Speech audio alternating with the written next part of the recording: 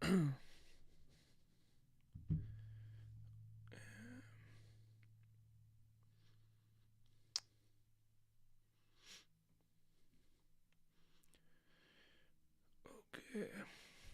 And we're live. Let me just have a look here. Good.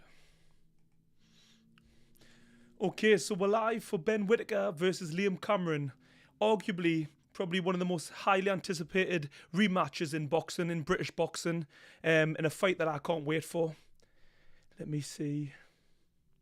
I've been absolutely desperate for this fight because, if I'm honest, I didn't think the fight was actually going to happen because I really thought that Ben Whittaker was probably going to try to avoid it. But here we are.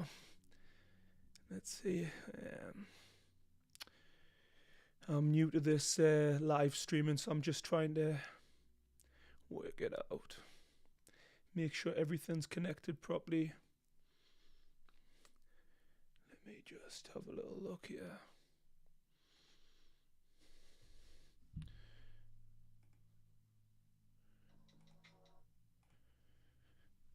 Yeah, I think we're all going. We've got Sam Eddington versus Lee Cutler right now, and I do love Sam Eddington. He's Eddington, can't get the words out. Great fighter, real rugged. You know what you're going to get with him. He comes to fight. He's never in a boring fight. I feel like he's been around forever. Very experienced. Been in there with some great guys. To be honest, I thought he'd retired. To be honest, I haven't really followed him in the last few years. But yet again, he's in a fight. He's cut over the eye here. He's all action. You've got to love it. I mean, this guy could fight in a phone booth. Let me see. How do I get the chat up?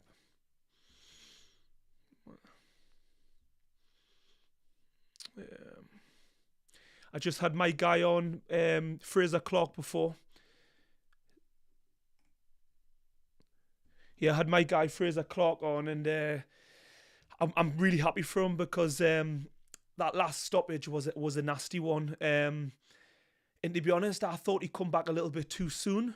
But you know, he came back because bones take maybe 6 weeks to heal, but they're not fully healed at this stage. It takes time for the bones to fully knit together and harden.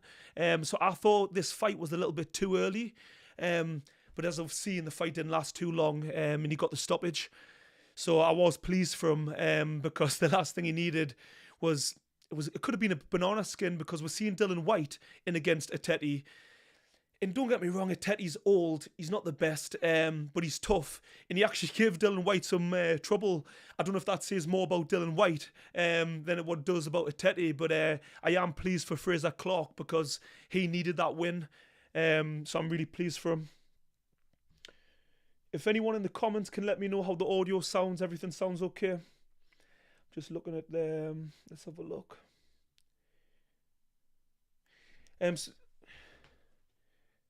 Mike's asking, did I ever train with Ben Whittaker when I was on GB? No, Ben Whittaker, he come on to GB after me.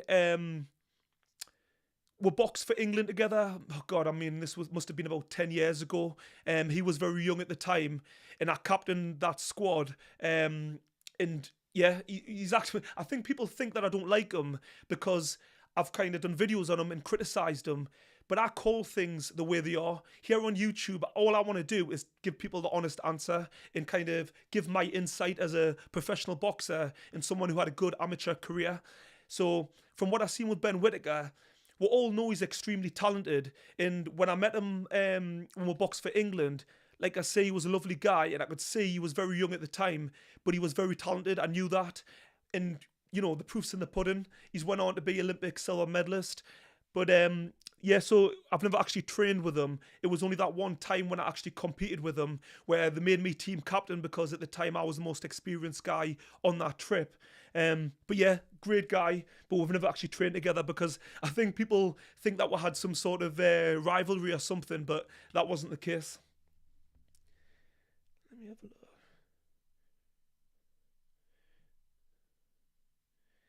Thank you, Crazy Butcher. Yeah, this stream, this is my first ever stream, so there's a bit of history for anyone that's been following my channel. The first ever live stream. So yeah, the audio is good. Thank you, Ali. Great. Big up Newcastle. Sweet as a chip. Thank you very much, everyone in the comments, for just making sure my audio is good. This is an absolute war here. 5 rounds in. Sam Editing. If you want to go and watch anyone live, Sam Editing, because he can really fight. He stands in the pocket and he gives you value for money. And was it McKenna that Cutler fought last? That was a good fight I watched as well. That was a bit of a war. So I knew when this fight was going to happen, I thought, this is going to be a bit tasty, this one. Are both guys cut above the eye there? The thing is with Sam Editing, he can box at range and he can box in close, but he seems to just prefer to box in the pocket. But he can actually box, but a lot of the time people think he's just a brawler and he's tough. But actually he can do both. And you can see here he's boxing a little bit at range. I've just came into the stream, I didn't actually see the earlier rounds. But it's looking like a great fight. Both guys are coming to fight. You can see Sam's trying to use his jab and boxing move. And to be honest, when I've watched a lot of his career, I've hoped that he would box a little bit more because, for one, standing in the pocket constantly isn't good for the old brain cells. And just the simple fact is, he can actually box, but he doesn't always show it. And unfortunately, fighting in the pocket constantly, oh, was that a clash of heads there? Fighting in the pocket all the time, it's going to shorten your career. And unfortunately, he has took a lot of punishment in his career. But like I say, he's give value for money. Let me have a look here. Got my sister here commented. She's over in Dubai, soaking it up, living it up. Someone asking if I'm retired. No, I've not actually retired. That's Mike there. I've not actually retired, no. I'm still currently training, but I haven't been able to get the opportunities because boxing's difficult. I think people think it's easy. You get your boxing license and you can fight. It doesn't work like that. You've got to sell tickets. And that's another thing that I think a lot of people don't understand. To be a professional boxer, you don't just get your license, get a trainer, and you get fights. You've actually, especially early on in your career, you've got to actually go out there and sell tickets. And if you don't, say if you fight the journeyman, for instance, like what a lot of young guys do early in the career, you've got to actually pay for your opponent. So you've got to sell so many tickets just in order for you to fight before you've even made a penny. So me personally, I've fought many times for nothing. I've actually paid to fight. I've actually had to put some of my own money in because it's not always easy selling tickets because it's not cheap, you know. People are struggling to survive these days, never mind paying, you know, the average ticket is about, I think it's £40 to £50 now. So yeah, it's not cheap. And if there's, you know, you take your partner, that's, you know, nearly £100 and most people want to have a drink and stuff. It's an expensive night out, so it's really difficult selling tickets. But no, I'm not retired. We'll see what the future holds because my brother, True Geordie, has also mentioned about fighting on Misfits. And at this stage in my career, they're now doing a professional league. So if I can get paid and get fights, I'll go where I can get paid because I've sat for the last year, you know, on the sideline essentially, and I can't afford really not to be, I can't really dedicate my time fully to training. So I have to work basically. So if I can get paid, you know, I'll go where the money is. It's as simple as that. And if an opportunity comes, I'm happy to take it.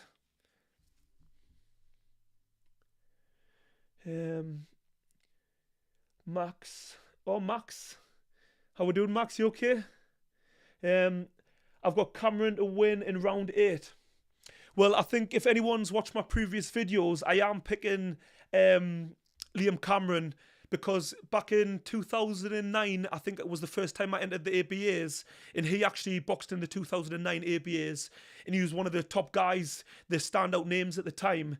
I can't think who he fought at the time. I can't actually think.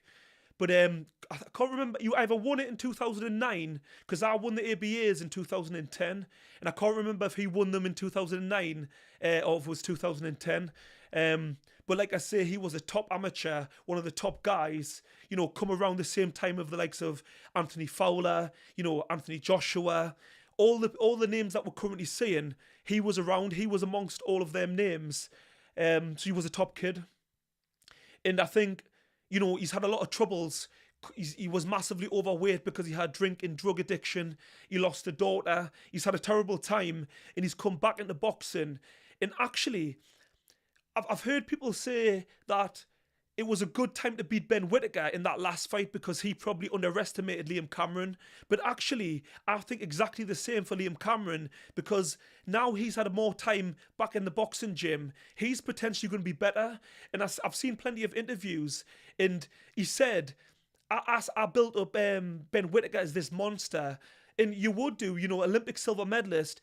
And stylistically, if you watch him, he's so difficult. I mean, any fighter, when you've got someone so relaxed and as a reflex-based fighter, that can make you look really, really silly, basically. So it's not the type of guy you always want to fight. So I can understand Liam coming from all them issues, just coming back into boxing. He had fought Lyndon Arthur, who was a great fighter and gave a great account of himself. He lost, so he wasn't fresh as such, but he was still rusty. And now he's going to be even better, my point is. So this could be, I personally think, Liam Cameron. I could be wrong, maybe I'm just going for the underdog, but everybody loves the underdog, and his story is fascinating. Not that you want to go through that, but when someone can turn it around and be in the position he is now, we can support his family. He got a nice little payday because of the round situation. In the contract, Ben Shalom's team admitted a 12-rounder, and it's now going to be a 10-rounder. So I think it was a bit of mind games in the team, playing them basically, but that's what you would do. If I was Frank Warren, I'd do exactly the same, because you want to do the best for your fighter, and you want to try to earn them as much money as you can. So they've had them sweating, and now he's earned Liam Cameron a nice little wedge. So, the guy's made a lot of money, and he said it himself, he's already won the lottery, so he's in a good place. Let's have a look. Gypsy King. Scott Fitzgerald was a good boxer. Drugs, booze got the better of him. Another guy, Scott Fitzgerald, a really good, very talented fighter. He was. I can't remember the time frame, but he was on GB around the same time as me. I think maybe in the last 6 months I was on GB. He got onto the full-time squad. And what I can't remember, he had an engine like you wouldn't believe. Would be doing the track, doing the runs in the morning, and if it was like a sustained run, say, I don't know, 5K for instance, he could just lap everybody. It was unbelievable, the pace he could set. It's a real shame. I don't actually know where he's at right now. I don't know if he's still boxing, but very talented. And he beat Anthony Fowler, who was on GB with me. Again, very talented. And when they fought as a professional, because they would have probably sparred as amateurs on GB, but as a professional, at the time, I think I picked Anthony Fowler, but Scott Fitzgerald showed how good he was. He did win the Commonwealth Gold, so he was a very good fighter, but I did pick Anthony Fowler because he probably was more experienced as an amateur, and he was a really big, I'm trying to think as a professional what weight he fought at. Did they fight at middleweight? I think it might have been middleweight, but Anthony Fowler was massive for the weight, and maybe that was the problem. Maybe he was too big, and he was probably pulling himself down a little bit too much, and he was a little bit weak at the weight, because I think he dropped, I think Scott dropped Fowler twice. Did he stop him? Can't remember, it was that long ago. But he beat Anthony Fowler, and I was surprised at the time. But look what's happened to him now. He's went off the rails. It's a really sad situation.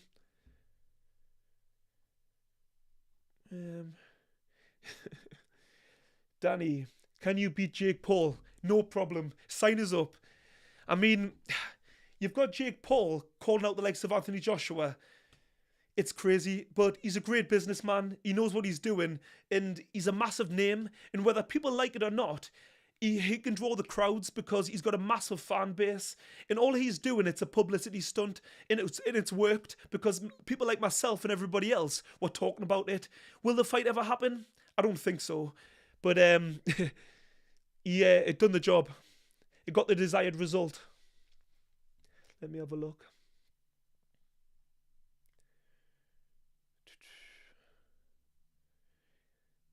My sister live from Dubai. Here's me sitting here, and she's out in Dubai, living it up.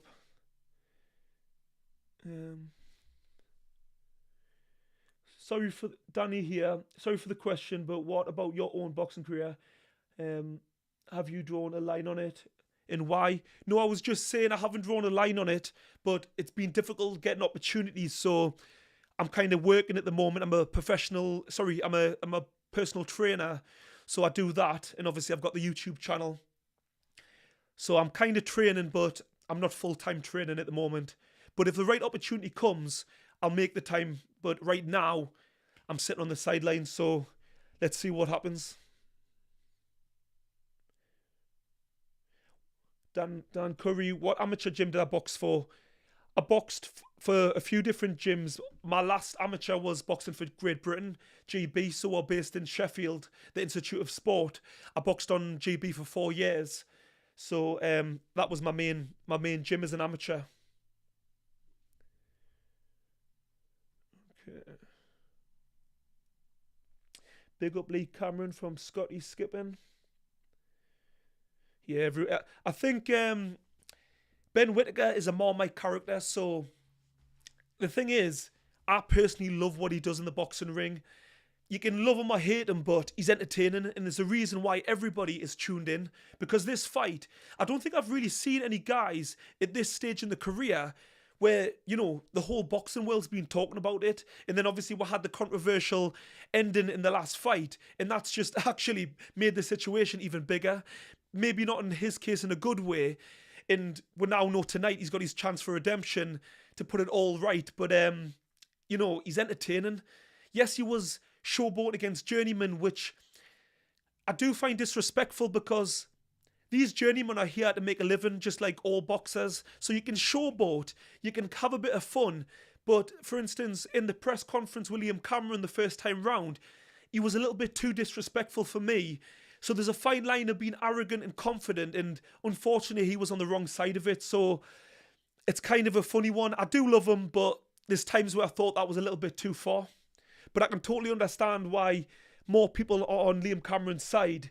But it's that thing of, you know, bad publicity is good publicity. And as a boxer, you need to get people to care about you. I done a video earlier on the week with Brian, and he said it. He said, this is true, Geordie. He said, you know, he's done what every boxer needs to do. He's made people care, and that's the hardest thing to do because there's so many talented fighters out there who turn professional, but they can't sell tickets. And that's not because they're not good boxers, but they're not really entertaining. They haven't got a big personality. And I know myself, in my career as a professional, I wasn't really, you know, getting the crowd excited because I was maybe a little bit too serious, because it's that old school way and the way I was kind of brought up in boxing where it's all about respect, but it's kind of the new era now where, you know, being a bit mouthy, trash talking, you know, you've got to be a bit loud and brash, which I found difficult because it wasn't really in my nature. But if you want to be successful in boxing, for any young fighters watching, you've got to give it this. You've got to call people out, and people love it. People aren't interested in just your boxing skills. It's the full package, because the casual fan are here for entertainment. They don't really care about the fine art of boxing, you know, the perfect jab, the perfect defense. They want to see blood and guts. So that's what you've got to do. And then on top of that, before you enter the ring, you've got to get people interested. So you've got to do that by, you know, calling people out, being a bit of trash talking. You've got to do what you've got to do to get people talking. Whichever way you do that, you've got to find a way. Let me have a little look here, see what people are saying.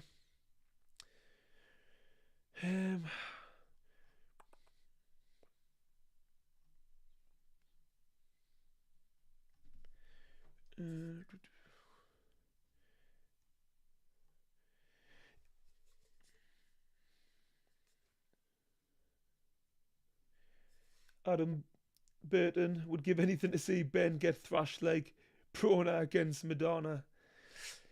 Yeah, I mean, do you know what it is? I'm not interested. I'm not wanting to see anyone get bashed up as such. But because of all the way that Ben Whittaker put Liam Cameron down, there's that little bit of me kind of wants to see him get what he deserves. But at the same time, I also want to see Ben Whittaker go on to be successful because I know how talented he is. So it's I can totally understand why people are on his case though, because the simple fact is, if you talk the talk, you've got to back it up. Because if you can't walk the walk, people are just going to hammer you, and that's what's happened.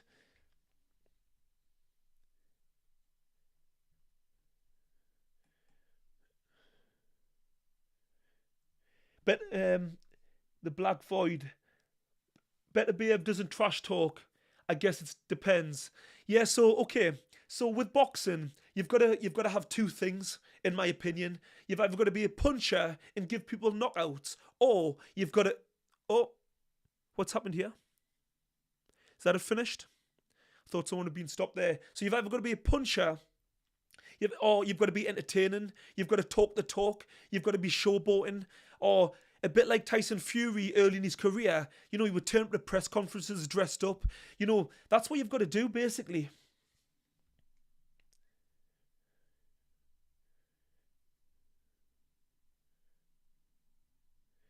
Gypsy King, bro, you're a good guy. I hope your career flourishes. Thank you, mate. Appreciate it. Thank you for the support. Because the thing with boxing, like I said earlier on, people don't understand selling tickets and how difficult it is because a lot of guys really are working full-time jobs while training. You think that you're a professional boxer and you're earning a lot of money, but no, it's extremely difficult. But yeah, appreciate the support.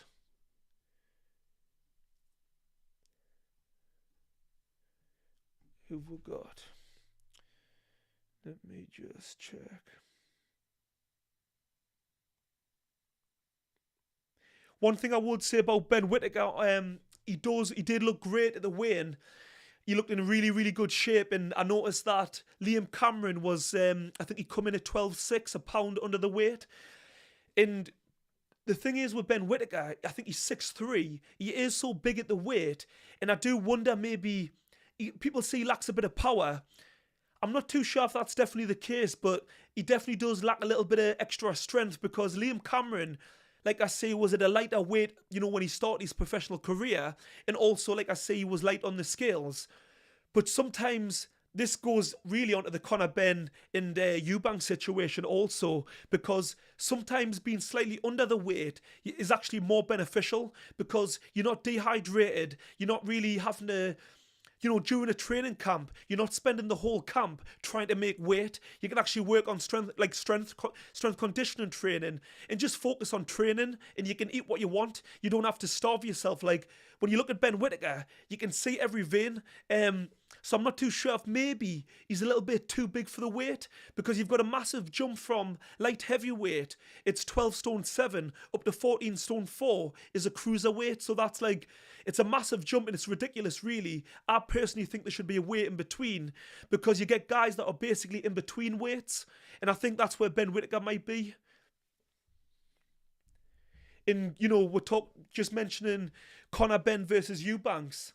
That is another issue that everyone talks about. And I think we were out with a pain game for when last time Eubanks fought.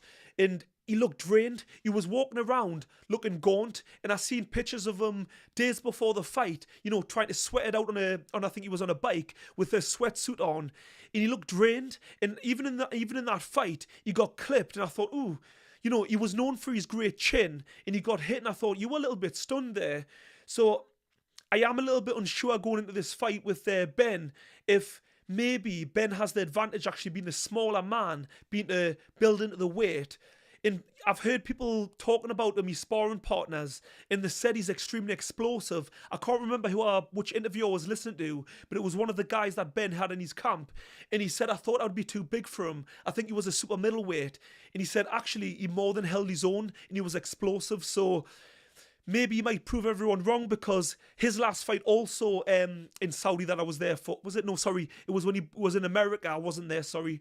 He fought a guy and I thought, you couldn't burst an egg, really. Like he was hitting this guy with everything and he wasn't budging. And I thought, I think this was at 150 pounds or 154. So you've got Eubanks up at 160. and he is meant to be, he has meant to have, it's a difficult one. He's meant to have a great chin, but has he still got a great chin? Because we've seen what Liam Smith done to him. He destroyed him. So it's a difficult one, really. Boxing's a funny old game because there's so many factors. When you look at a fight and you've got two guys coming together, you know, especially at this high level in boxing, there's so many little factors that can make a big difference. And I think people sometimes think that boxers are robots, but they're not. They're human beings. And sometimes on fight day, you just wake up with a bit of a cold, you know, you just don't feel right. And there's nothing you can do about it. Sometimes you just turn up and you don't perform. It's all really boxing's about, in sports in general, is about who turns up on the day. Let's have a little look here.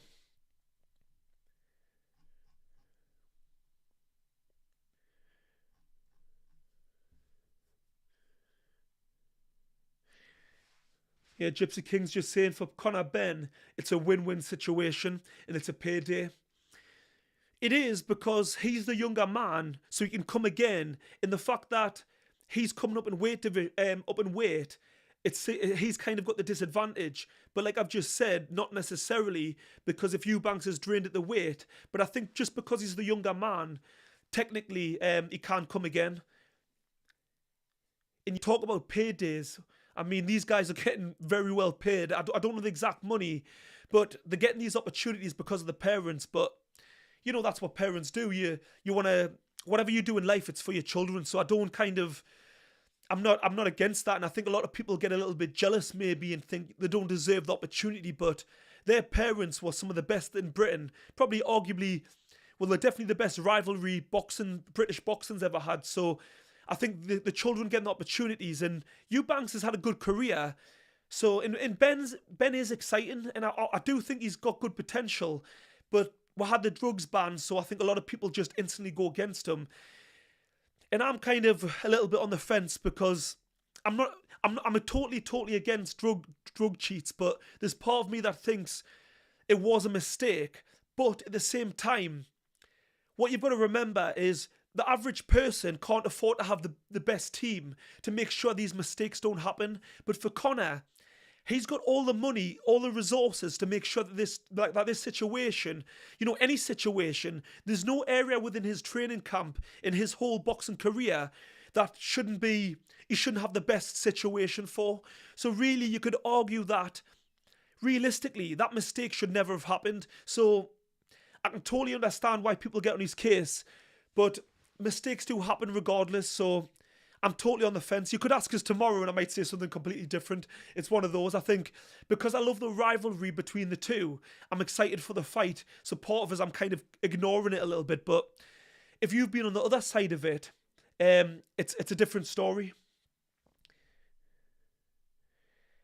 Got my brother here, smashing it, bro. If Ben Whittaker loses, where does he go from here? Go from there. Well, this is the problem for Ben Whittaker because if he loses, for one, the hype train is over because, for starters, I do think he quit in that first fight, threw himself over the ropes. You know, I don't think he intentionally grabbed Liam Cameron and went to the ropes and, you know, flipped him over as Ben says, like WWE. But at the same time, if you watch it, the replay, he looks up. You know, he leans back and looks up. And as a fighter, the first thing you do when anyone takes you to the rope is you brace. You try to stop yourself because if you put yourself in this position, you're vulnerable. You expose your chin and, you know, you expose your body. And for me, he went with it. He thought this is the perfect opportunity. And at the end of the day, we know he's got good reflexes and his brain obviously works very fast. So in that moment, I personally think he just leaned back and quit. And when he hit the deck, there's also another situation where he's like this and then quickly looks up and looks down. So 100% stand by it that he quit. But and you ask, where does he go from here? Maybe to the Dole? I don't know. He needs to sign on because opportunities, I mean, the only good thing that might happen, everybody will want to go. Everyone will think he can beat him. So maybe he'll get another fight. And then if he performs then, you know, as they say, old news basically. So it is an interesting one because if he loses, it's going to be a really tough pill to swallow. So it's an interesting one, to be honest. But it's definitely going to be a hard loss for him if he does lose. Whereas Liam Cameron, it's a win-win. For one, he's earned money. If he loses, he's lost to a world-class amateur and someone who everyone thought was extremely talented. But, and if he loses, he's still on this trail of coming back. So he's got time to continue to improve. I know people say that he's not getting any younger, but I still think after all these issues and losing all that weight, I think he's got time to improve, and he's not that old. And in the last fight, to me, and also in his fight with Lyndon Arthur, he showed that he's got more than enough left. But yeah. Okay, we've got a fan for Brian there. Love you, Brian. I love him myself. Me and Brian go way back. We've been friends since we were doing engineering when I was 16. That's when I met Brian, and we've become brothers instantly.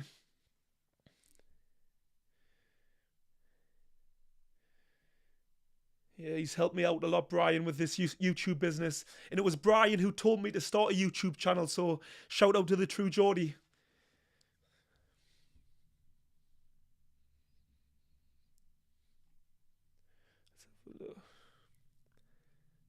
Look at the state of Sam's face here.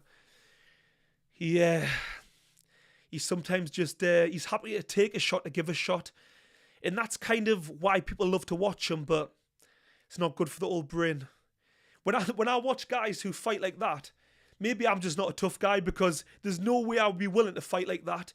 There's nothing to me that's exciting about taking shots. I want to take as little shots as I can. I'm not in there to get bashed up and show how tough I am. I don't want to get hit, and I want to bash my opponent. It's as simple as that. But at the same time, it brings that value for money. And I did see an interview earlier today, actually, and he said he had no ambition basically coming into boxing, and the only reason that he come into boxing is he had a child, and I think it was one of his friends was training at a gym, and he had said to the coach, "Can you get us some fights? I want to be a journeyman." And he went and trained and sparred, and the coach said, "You're not going to be a journeyman. You was obviously far too good to be a journeyman." But he only come into boxing, Sam, to earn some money because he had a child, to buy nappies and stuff. So it's crazy what a great career he's had. So you got to give him respect for that. He obviously just loves the blood and guts of boxing because it's an addictive sport. And as much as I say I don't like getting hit, there is something about getting hit which kind of gets the juices going. But if you're taking too many, no, I'm just not into that. There's a fine line between being a punch bag and taking the odd shot. And sometimes Sam's on the wrong side of it, unfortunately. Who was it? I said that about Joshua Boatsi in the stream that we had with all the lads. And it was I think it was Travis in KG. Was it KG? No, it was KG from the Pain game. He was going mad because I was calling him a punch bag.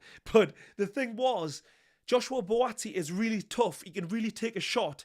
But he's also so talented. And that's my point. If someone's got the ability to not take a shot and, use your brain, why wouldn't you? For me, he was just kind of walking forward, not using any head movement. And he was just taking shots. And he was in with Callum Smith.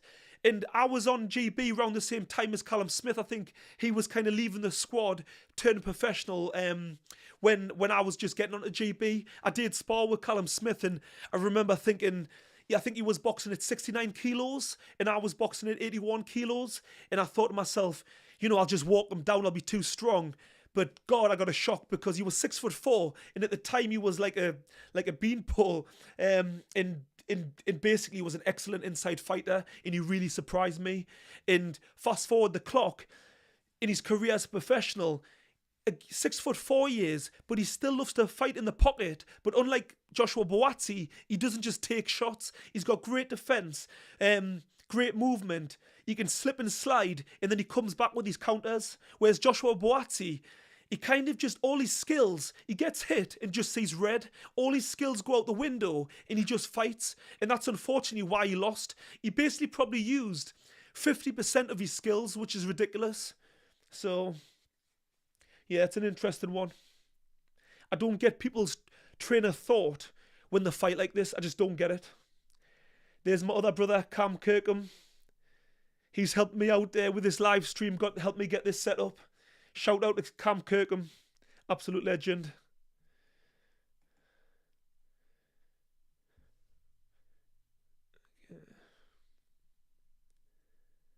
Where we're at.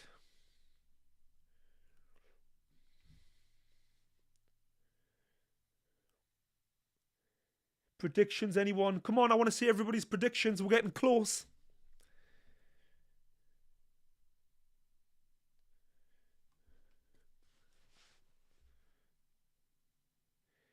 Max Fawcett. I'm off to the Eubanks Ben fight. Can't wait. After Eubanks' last fight, he looked so weak and unbalanced, so I'm leaning towards Ben. But it could go either way. I think that's the difficult one because he did look so weak, and that's what I said earlier on. He definitely looked drained at the weight because he fought at 160 pounds originally, but it's been a long time. He's had time away from boxing, and naturally, as you get older as a man, you do fill out. You continue to fill out, and also your metabolism slows down, so it gets harder to make the weight. So this could be an issue, but he has had more time to prepare, and I think his last fight, maybe he didn't take it quite as seriously, but this time there's legacy at stake. So I can imagine he started the losing the weight process a lot earlier. So he should make the weight a lot better. But at the same time, I'm still really interested to see how he is on the night, to see if he is a little bit weak or not. I'm hoping not, because I want to see the best version of both guys.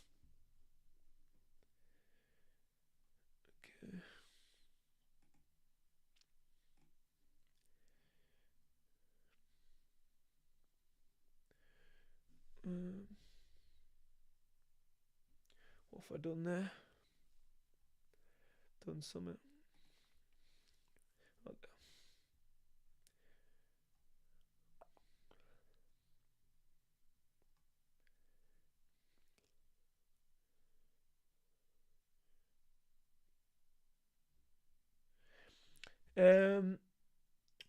Adam Burton felt Eubanks Sr. was out of order for calling his son a disgrace. I totally agree. It's a really, really difficult situation because... Let me just get a drink. Mouth's a little bit dry. It's a difficult situation because he's lost a child, which I haven't lost a child, so I hope I never do. So for that to happen is the worst situation any parent could have in their life. So the way he's reacted, his character at the moment, it's naturally going to be out of character.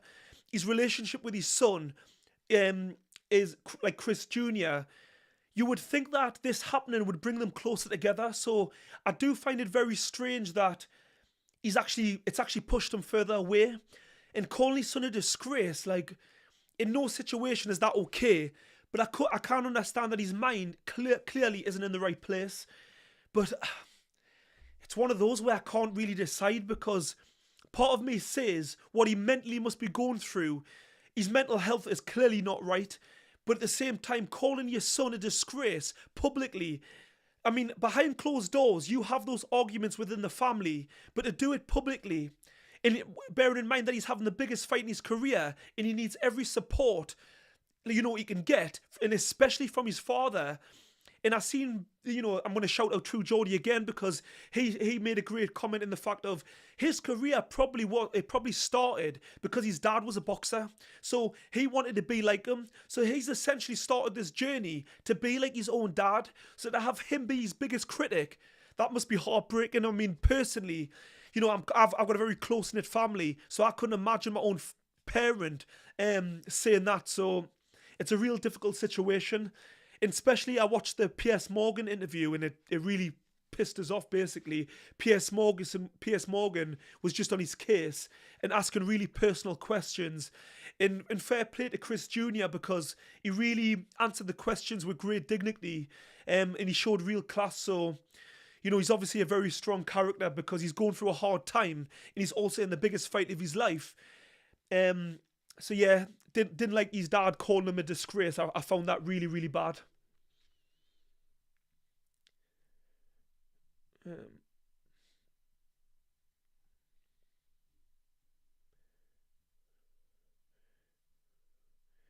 Guy saying Whittaker didn't even try to stand up, quitting. Fighters don't. Well, sorry. Fighters don't quit even injured. I totally agree because I, I've been boxing 20 years. I've had, rib damage, broken hands. I've had all sorts. And I've never, during a fight, had an injury and just stopped. You just don't. It doesn't even come into your mind. I have remember once in sparring, I fractured my ankle. I stepped to the side, somehow managed to have a small hairline fracture. And I tried to limp on, and in fairness, I literally couldn't walk. But my instinct was to try and fight. It wasn't to just instantly stop and quit. And that was just in training. So in a fighting situation, I've broken hands in a fight before, and I've continued, and it was amateur boxing over 3 rounds. But regardless, I continued to fight. I've never had in a professional fight, I haven't had a major injury, so I can't say in a professional fight. But what I do know, regardless on whether it was a 10 rounder or a 100 rounder, your instinct when you go down with a foot injury, and bearing in mind, the injury to me, he went over them ropes, and I think he might have hit his legs on the stairs, supposedly, but you can't really see it clearly on the camera when I watched it. And, he lay on his back, and the first thing you're going to do, if you've got a foot injury, you need to put weight on it. So you stand up and see if you can walk. But he didn't even make it to his feet. And I don't care what sort of pain he was going through. It's the first thing you do. He's in a massive fight in Riyadh. One of the biggest, well, the biggest opportunity in his professional career, and he didn't try to make it to his feet. It's crazy. So this is all the reason why the evidence, stacks up that he quit, because there's too many little things which just don't add up. The first being, the fight wasn't going in his favour. The fight wasn't going in his favour. He was looking tired. In round 5, he looked ready to go. He got hit with a few shots. He wasn't wobbling, but you could see that he was very fatigued, because I think he went into this fight thinking that he was going to stop Liam Cameron, and he was putting everything into his shots. And I know as a professional fighter, when you're tense in a fight, you burn so much more energy. And unfortunately, he didn't get Liam out of there, and he was left in there in round 5, and he was absolutely shattered. So first of all, he was looking tired. Things weren't going in his favour. He started to look a little bit laboured. And then the situation with the ropes, he goes to the ropes and he leans back. Fair enough, I've seen people fall out of the ring, but I've never seen people look up, seconds before they've even went over. He went like this. That's not your first instinct. And then you go down. Your next thing you do is try to make it to your feet. He didn't do that. And then, what's another thing? After the fight, he was taken out in a wheelchair. I mean, that's embarrassing enough, but it happens, if it was a serious injury, if it was broken. And if your leg was broken, straight away after the fight, once you've had that evidence, you would let everybody know. But after the fight, he doesn't let anybody know what the injury was. So to me, that's another thing, another cross, another red flag. And then, another thing I didn't mention, when he was in the airport, he smashed somebody's phone and supposedly he punched a hole. Was it the hotel or was this the changing room? But he couldn't he couldn't actually throw a punch in the fight, but he can punch a wall, and he can also stand up and smash somebody's phone in the airport. So there's too many things there for me that add up where he quit for me. It's as simple as that.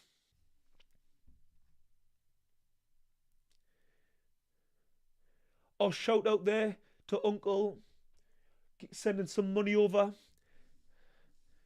Thank you very much. Appreciate that. I'm still new to this, so I'm just trying to work out how all this works. Respect, mate. Thank you very much.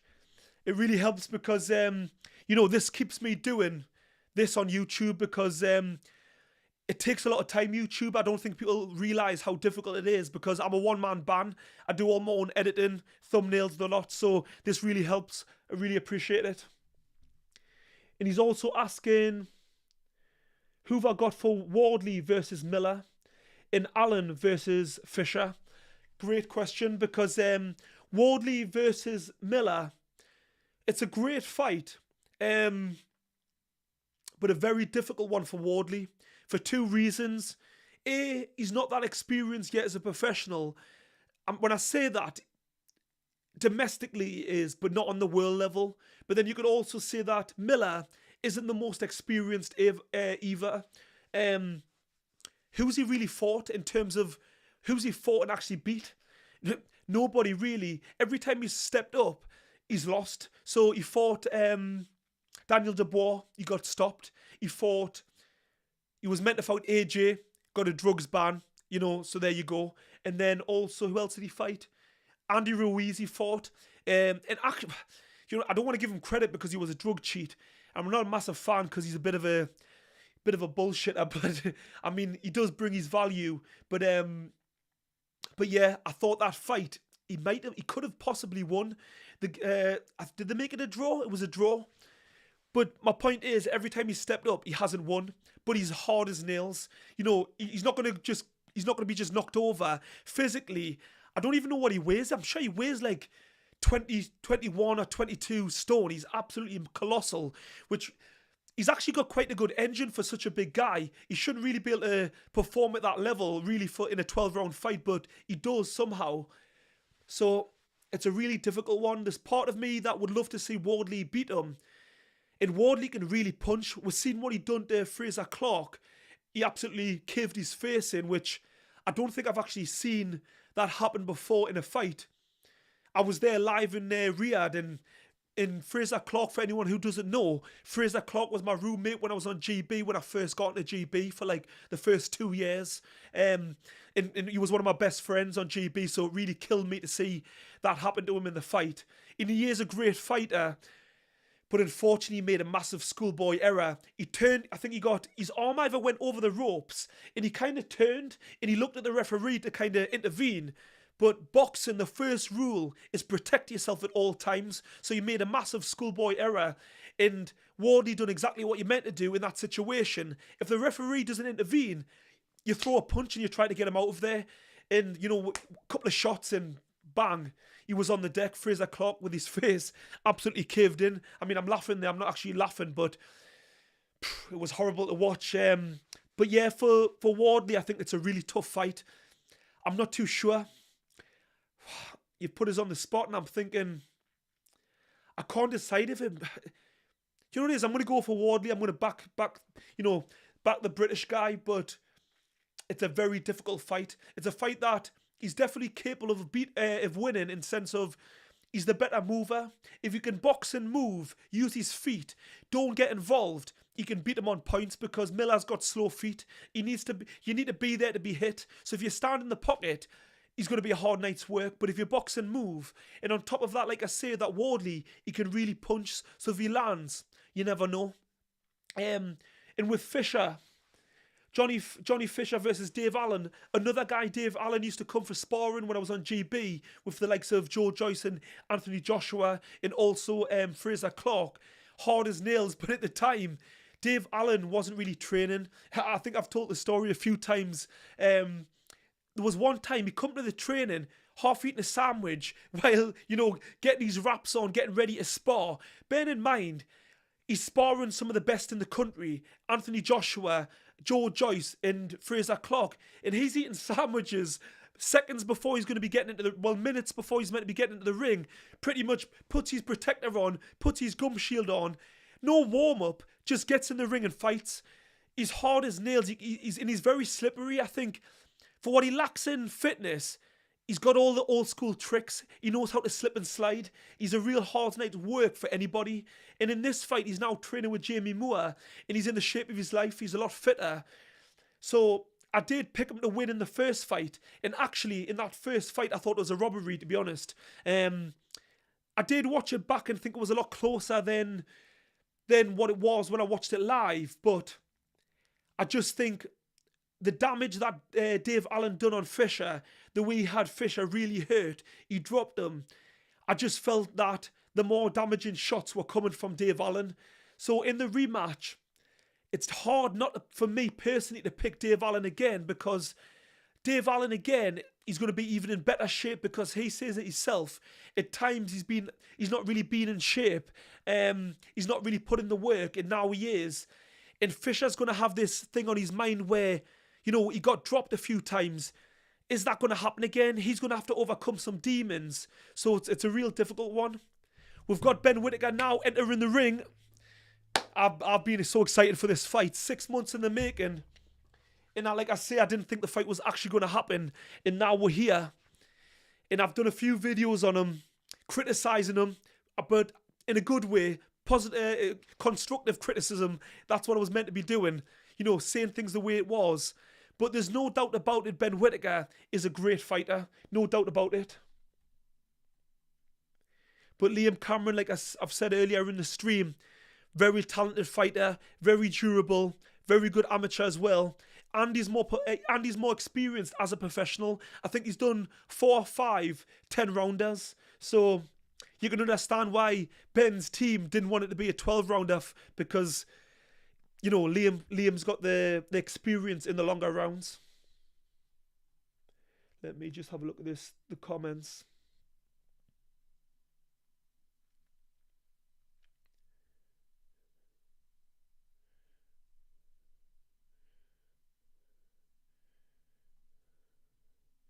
Thoughts on Atoma? Atoma, he's great. Very, very talented. Another guy, when I seen him, I thought, is he big enough to be a heavyweight? Because he's not the biggest. And then I seen him at a press conference in London, and I thought, oh, whoa, actually, you're a lot bigger than I expected in person. But he's obviously not the biggest of heavyweight, but he hits, you know, in boxing, any man over 14 stone can really punch. So sometimes anything over that, well, sorry, when I say over that, when you get to the guys who are like 19, 20 stone, is actually, the extra weight isn't beneficial. So, you know, someone who's a little bit lighter, you know, is really good because you've got your mobility and you've still got the power. And he's also was an excellent amateur. He can really box. I think he's he's definitely one for the future. And I know he wanted to try to break Mike Tyson's record, but I think he might have missed that, but he's definitely going to be one to watch. He's going to be the new generation of heavyweights, in my opinion. Let me see where we're up to. Ben's got to win. Puller Boy says Ben's got to win it clean and easy. I think a decision won't do him any good. Yeah, I kind of agree. I think he needs to win convincingly. It can't be a close fight. He needs to put it, like, really go out there and make a statement. And if he boxes the way he can, box at range and doesn't get involved, he can win. There's no doubt about it. But if Liam Cameron can draw him into a fight, this is where the problem is.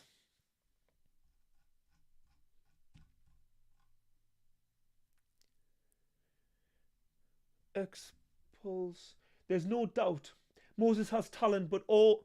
Sorry, I need to speak into my mic. There's no doubt, but Moses has the talent, but all this talk, fight with Usyk this year would be ridiculous. Yeah, it might be a little bit too soon for the likes of Usyk because I don't really like it when they rush fighters, especially at heavyweight, too soon, because at heavyweight, you know, you need that physicality because the heavyweights tend to mature into the weight a lot later. So there's no need to rush them, really. Keith Cheng Win, who is your favourite British boxer of all time?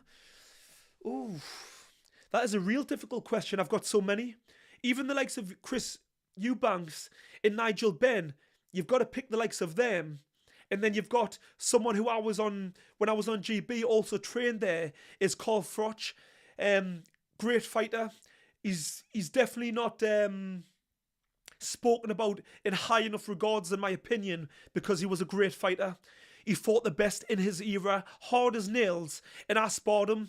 And he's one of them guys, when you watch him, doesn't always look the most technical, but his timing, you know, his power, his durability, he's a great, great fighter, trust me.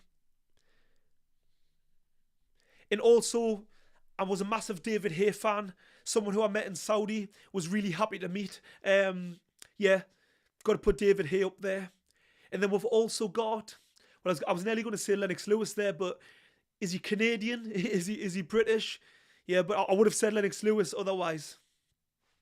Okay, the bell's about to go. Can't lie, I'm starting to get a little bit hot under the collar here. Okay.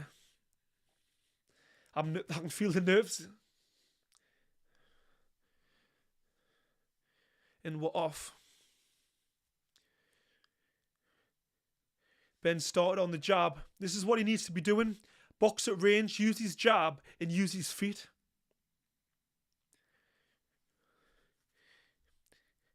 Even within the first 30 seconds for me here watching, there may be a slight lag in the stream, but it's Liam Cameron's jab is so much stiffer and stronger. But the speed is definitely with Ben Whittaker. There's no doubt about it.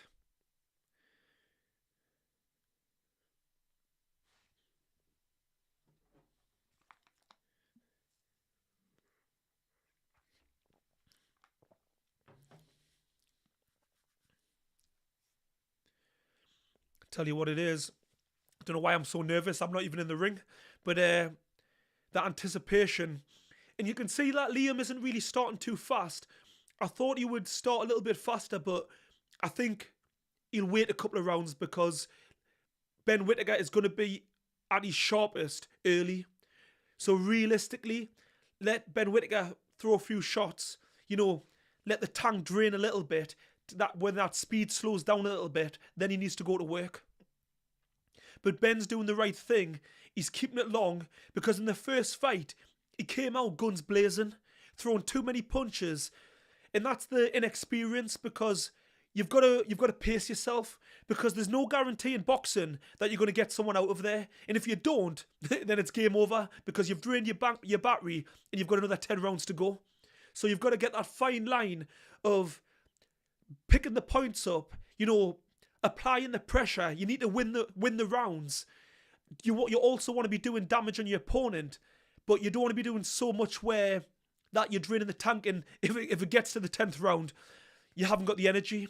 It's a difficult one because if you're confident in your ability and you can really punch, then it's a different ball game. But for Ben Whittaker, maybe he's not the biggest puncher, so for him to go out there thinking that he can just blow his opponent out isn't really a good idea.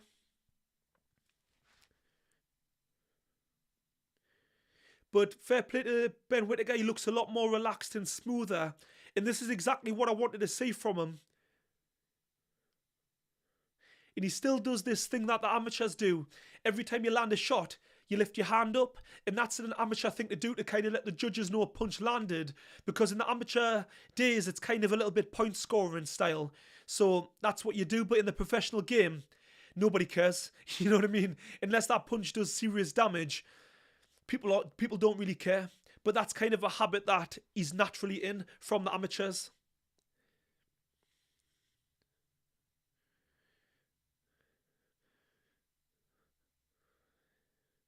But for Liam, the fight's going the way he probably would expect. I don't think that Liam Cameron's going into this fight early on expecting to be winning the rounds. He knows that, you know, Ben's going to be tiring in the second half of the fight, and realistically that's Liam Cameron's fight, in my opinion. Here's the thing, for Liam Cameron, he can't just expect to not apply the pressure and do any level of damage on Ben Whittaker, because in the first fight Ben basically tired himself out. But now in this fight, Ben's a lot more calmer and relaxed, and he's probably going to be there for the 10 rounds if he fights at this sort of pace. So Liam Cameron's going to really have to apply enough pressure and do some damage along the way so that in the second half of the fight, that Ben Whittaker does slow down. Because if he just lets Ben do what he wants to do, then it's Ben Whittaker's fight.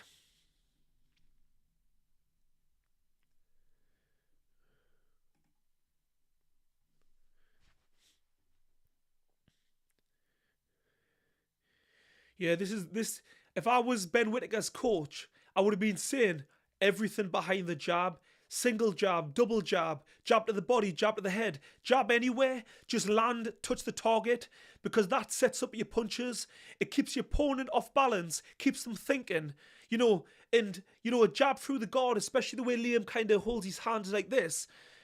Punches do penetrate and get through the middle, and you can get some facial damage. So it's important. Use your jab. The jab's the most important punch in the book. And when I train young fighters, I always tell them exactly the same. Master the jab. The jab it's the classic saying that the jab, what is it? What's the saying going? The right hand gets you around the block, but a jab takes you around the world. Something like that. But my point being, the jab is the most important punch in the book. It's crucial. If you look at the likes of Floyd Mayweather, Andre Ward, guys that are really good boxers who box at range and take very little punishment. People like, Terence Crawford. They've all got great jabs.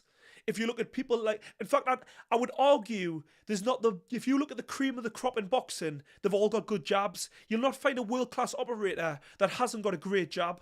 It's as simple as that.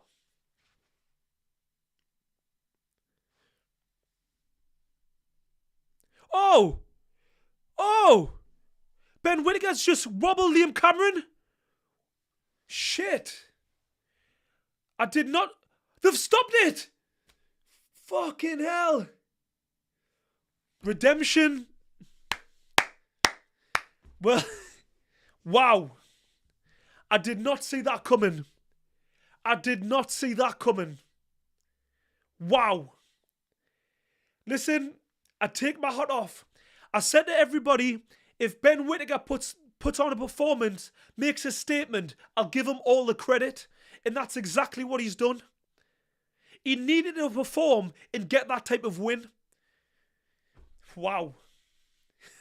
I can see the emotion just coming out of Ben Whittaker there because, he's had 6 months of people criticise him, myself included. I put my hands up when I'm wrong. If anybody's on my YouTube channel, I said from the beginning on my channel, I'll say it exactly the way it is. When people perform, and bear in mind, in my own career, I expect exactly the same. But I'll give the credit where it's due. And when people need the criticism, don't perform, don't turn up. And especially when I think they quit, I'm going to tell it the way it is. But absolutely take my hat off. Ben Whittaker's done the job. He caught him. He caught him clean. And that's where Ben Whittaker's speed was the difference. You see, there's the difference there. William Cameron, he's given Ben the credit. And you know what it is? It's not over for Liam Cameron. He's been beaten by, clearly, a good fighter. It's as simple as that. I can't argue against it because I know how good Liam Cameron is and he hasn't been stopped. I haven't really seen Liam Cameron hurt in a fight. And Ben Whittaker has just done what nobody else has done. So people saying, I'm gonna keep on admitting it. People saying that he lacks power. One thing that I can say, them small gloves in professional boxing, you rarely can say that a fighter can't hit. If you land, at the right point, at the right time, anybody can be hurt. And Ben Whittaker's just proven exactly that. Wow. Okay. Wow, I can't lie, I'm a little bit in shock because when I did a video earlier in the week, I said I seen a potential points win for Ben Whittaker or a late stoppage for Liam Cameron. What I didn't think was Ben Whittaker stopping Liam Cameron. My mind's absolutely blown. What round was that? Can't even see what round it is. Wow. Yep, can't lie, I'm shocked. The credit goes to Ben Whittaker. And this is the thing. When you're relaxed, you don't force things. You actually punch harder. Any fighter will tell you that. When you go looking for it, which Ben Whittaker done in the first fight, you tense and you lose that snap in your punch.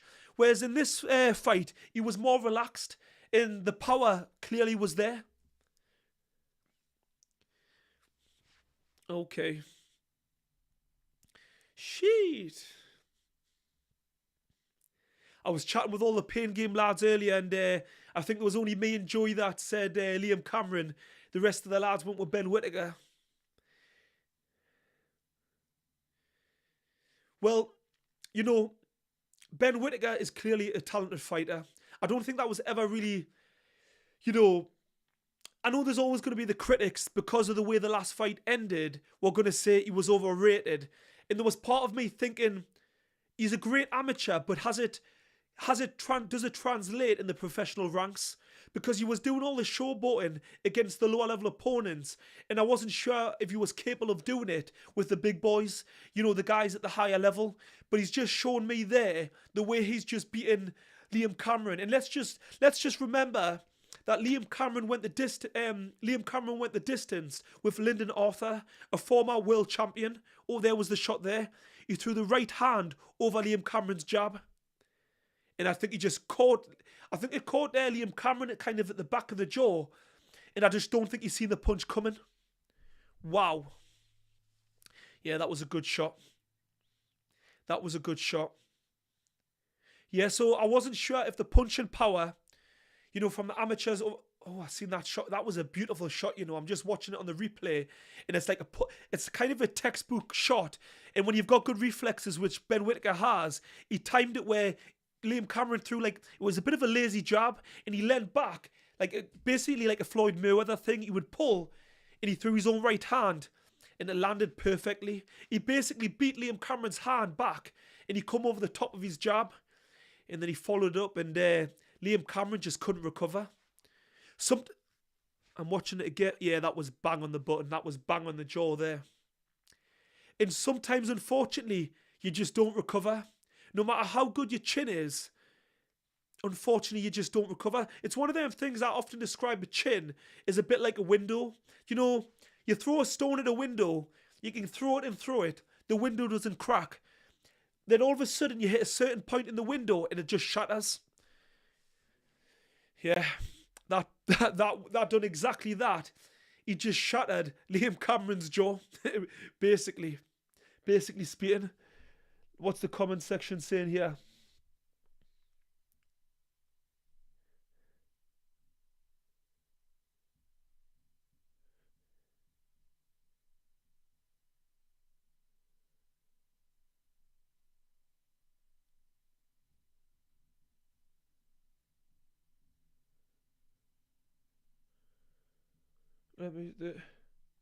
People want to see the replay.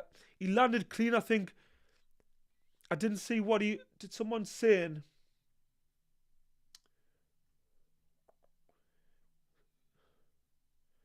Set up for the golden... Gypsy King set up for the golden boy to win. I think the referee called it right, you know. I don't think Liam Cameron... People saying... Where was the standing count? He was hurt. And I don't know if it was the... You normally get a standing count when the when the ropes are the one holding you up. And I'll have to watch it again, but I don't think it was the ropes holding him up. He was kind of like this on the ropes. But he was clearly hurt, and he was getting caught with some, you know, a barrage of punches. And referees have got a difficult job to when to call it. And see, this is the problem. Because of people, I think so many people were invested in Liam Cameron winning, they can't quite get that Ben Whittaker won. And I totally get it, because the way he went on in the first fight, the way he quit, and the way he was putting Liam Cameron down in the build-up, in the press conference, I totally understand why people hate Ben Whittaker. I'm not disagreeing with that. But what I just witnessed there, he caught Liam Cameron with a clean punch, and there was nothing coming back. And that's the problem.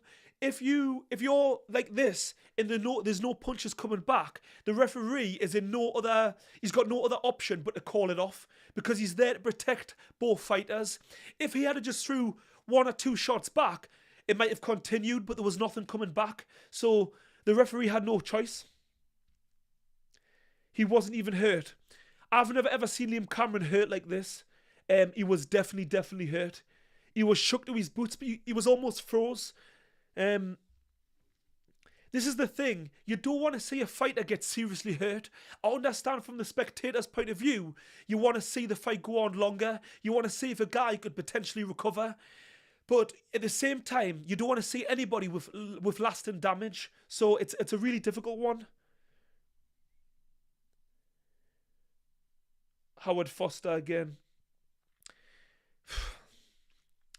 I'll tell you one thing, I'm glad I'm not a referee, because you've got a split second to react to make sure that both fighters are protected. It's a really difficult one, and when you're in the ring, you see things. You've got to remember that referees are trained to look in a fighter's eyes. You know, they're taught body language to see how a fighter's responding. That is their job. That's what they're qualified for. Even me as a fighter, boxing all these years, nearly 20 years, I'm not qualified to look in a fighter's eyes. I'm not a qualified referee to make that decision. Yes, I can kind of sometimes gauge, but I can see when a fight is definitely called early. But in that situation, it's a real difficult one. Yes, the referee potentially could have let it go a little bit longer. Yeah, it's a really, really difficult one. I can't hear what I've got this muted, so I can't actually see what Ben's saying. I'll have to listen it back later. What's people saying?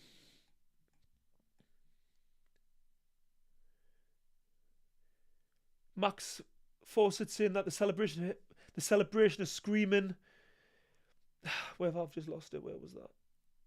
I've lost it. What have I done? Where's Max gone? I've lost it.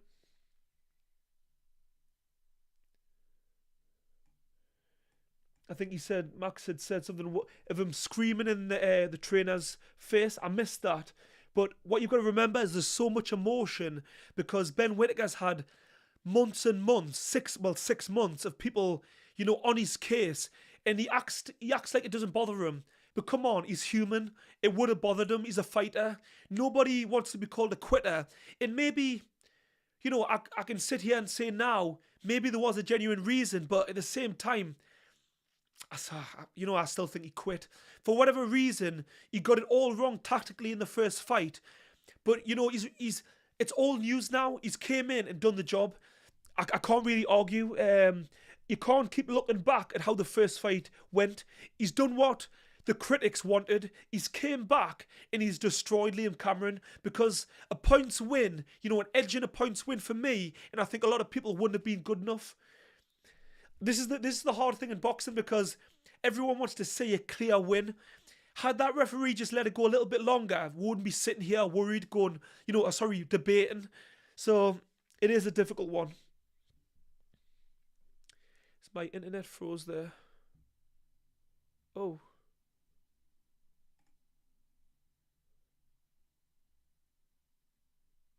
Wait there. Is it still going? Yo, YouTube is not receiving enough video. Maintain smooth stream. Buffering. Oh, what's happening? There may be an issue of buffering. My channel's saying this. It's saying that there's some buffering. Why is that happening? Hopefully the viewing experience isn't too bad, but it's saying that there might be buffering. Hopefully not. Okay, I'm going to wrap it up. Thank you everyone for joining me. You've all witnessed a little bit of history. My first ever live stream. I'm more than likely be doing more in the future. I may even do next week the Eubanks versus Chris Eubanks versus Conor Benn. I'm just trying to see.